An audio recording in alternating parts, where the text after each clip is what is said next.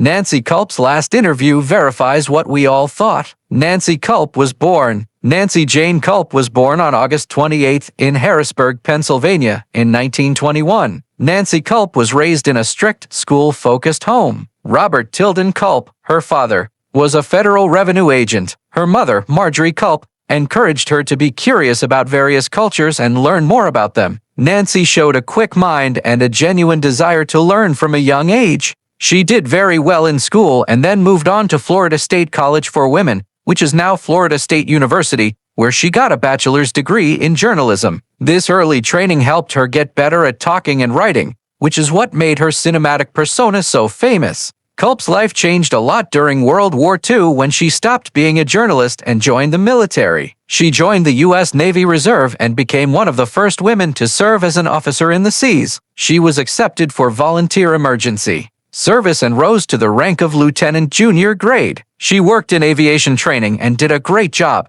Her time in the military taught her to be disciplined, professional, and resilient, all of which would help her in her life and career. After the war, Nancy Kulp went to Hollywood to become an actress. She studied with famous teacher Max Reinhardt. She didn't just rely on glamour or typecasting like a lot of other budding actresses of the time. Instead, she made a name for herself by being smart, knowing when to act, and being very good at understanding people. In the 1950s, she was in a lot of movies and TV shows, usually playing smart secretaries, intellectuals, or strange women. She was in The Parent Trap 1961, The Three Faces of Eve 1957, and Shane 1953, when she showed how versatile and nuanced she could be on screen. In 1962, Nancy Kulp's career hit its peak when she was cast as Miss Jane Hathaway on the Beverly Hillbillies. Kulp played the dryly funny, socially polished secretary of rich oil magnate Milbourne Dale. She was the perfect comic foil to the show's rural humor.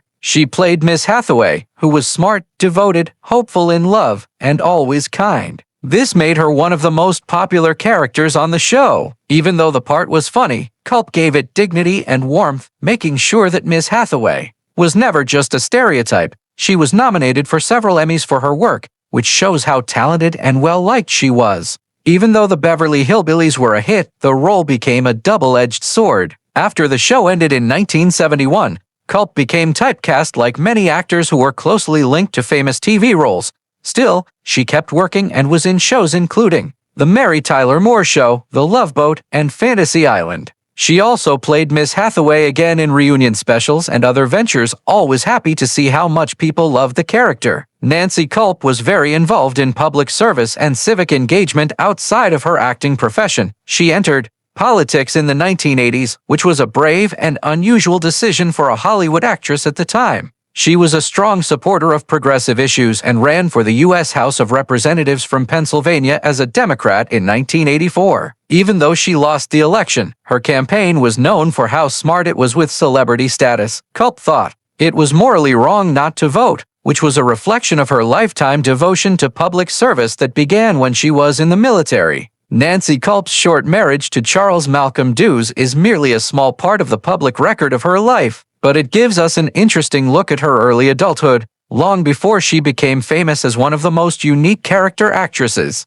on TV. When Kulp got married, she was still figuring out who she was, trying to balance her personal goals with her academic goals, and living in an environment that frequently made it hard for women to make their own decisions. On April 1, 1951, Kulp married Charles Malcolm Deuces at Miami Beach Community Church. The setting itself depicts a normal and respectable event that fits with the post-war American idea of marriage as a big step in a young woman's life. Kulp was 29 years old and Deuces was 23 years old at the time. This was an unusual age difference that went against the norm of the time, when husbands were usually older than their wives. This fact shows that Kulp was an independent person who was willing to break the rules, even when it came to something as traditional as marriage. Deuces was an account executive at WJ, a Miami television station. This put him in the early days of broadcast media, when television was still being developed. Kulp wasn't famous yet, but her link to broadcasting was almost ironic in that it hinted at her future career in television. But at this point in her life, she was far different from the sound stages and studio lights that would later characterize her public image. She was a very smart woman who was really interested in learning. Her path to acting success was yet unclear and mostly unexplored. The engagement announcement said that Kulp and Dacus had been together for 5 years before they got married. This protracted courting shows that Kulp and her partner have a serious and long-lasting relationship that started while Kulp was in her mid-20s. This was a time when many women of her generation were expected to put marriage and home stability first. 5 years of dating means that both parties probably thought about it carefully before getting married, which means that they both probably felt committed and had high hopes for the marriage.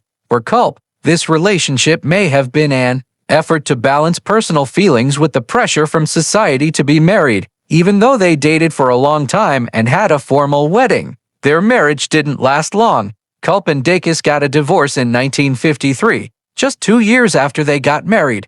The shortness of the marriage shows that they had major disagreements or problems that came up once they got married. The public record doesn't say why the couple got divorced, but the conclusion shows how hard it was for Kulp to balance her personal life with her sense of purpose and independence. Kulp's life changed a lot after the divorce. In the early 1950s, divorce was still looked down upon, especially for women. It took a lot of willpower and self-awareness to decide to end a marriage.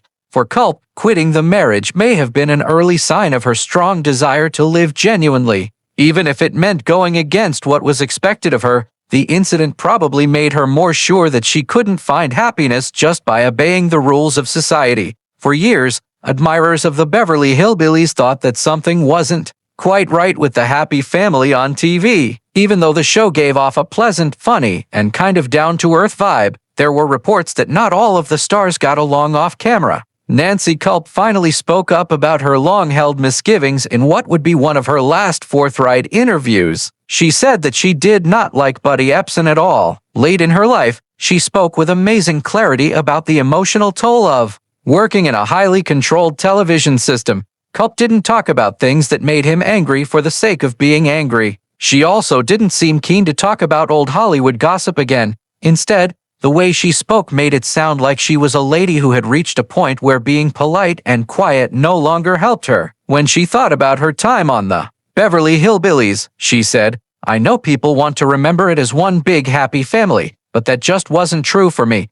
This single phrase pierced through years of nostalgia and showed a real experience that was very different from how the program was seen by the audience. Buddy Eason, the show's patriarch and clear star, was the main reason she was angry. Kulp made it obvious that her feelings weren't based on one fight or misunderstanding, but on a pattern of behavior that she found very upsetting. But she said he wasn't the sweet, caring person people think he is. He liked being in charge and being told that he was the most important person on that set. This situation was especially hard on Kulp, who was very educated, politically vocal, and fiercely independent. She then talked about how Epson's power went beyond his job as an actor. Kulp said, "He wasn't just Jed Clampett.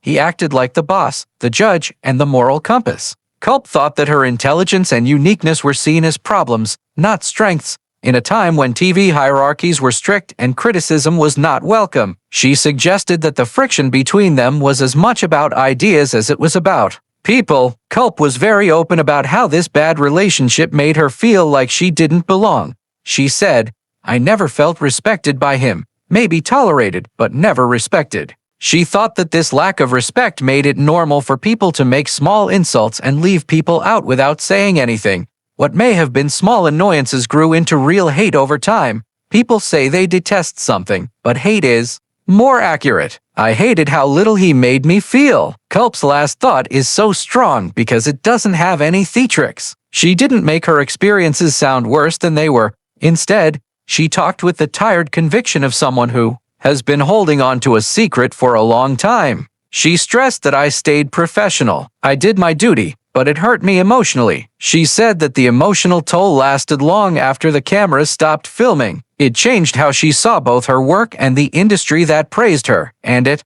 made her quiet. By admitting her anger, Kulp also took back control of her story. She said, "I'm sick of pretending it was all great. It wasn't." These comments struck me as a small act of resistance against the myth-making machine of vintage TV. Instead of letting her legacy turn into nostalgia, Kulp chose to remain honest even if it made people love a show less. In the end, Nancy Kulp's last interview didn't try to make Buddy Eason look bad as a person. It just tried to tell the truth about her own experience. Her statement of loathing was not trivial or spiteful. It was thoughtful, intimate, and very human. She said, "I don't expect anyone to pick a side. I simply want the truth to be out there." By saying that fact, she verified what many people had long suspected, that behind the laughs and the reruns, there were real people, genuine power conflicts, and real scars that never really healed. Nancy Kulp's last years were defined by a quiet dignity that was very different from the vibrant, strange characters she was best known for. Kulp had been a cigarette smoker for much of her adult life. This was a popular and socially acceptable habit while she was at the height of her career in radio, film, and television. Like a lot of people her age, smoking was a part of the daily routine in the studio. Long hours on set, late-night rehearsals, and the stress of having a public career all made smokes a common sight. People didn't always know or talk about the long-term health effects of smoking back then, and like so many others, the habit quietly accompanied Kulp into adulthood. Kulp was given a terrible diagnosis in 1990, cancer. At that point, she was mostly out of the public eye because she had stopped acting years before and had focused on her civic duties, schooling, and personal interests. The news marked the start of a hard time for her, both physically and mentally, as she went through chemotherapy to try to slow or stop the disease from getting worse. Chemotherapy treatments back then were typically quite hard on patients and didn't give them many choices, which made their lives much worse. Later, friends and acquaintances said that Kulp faced her treatments with the same intelligence and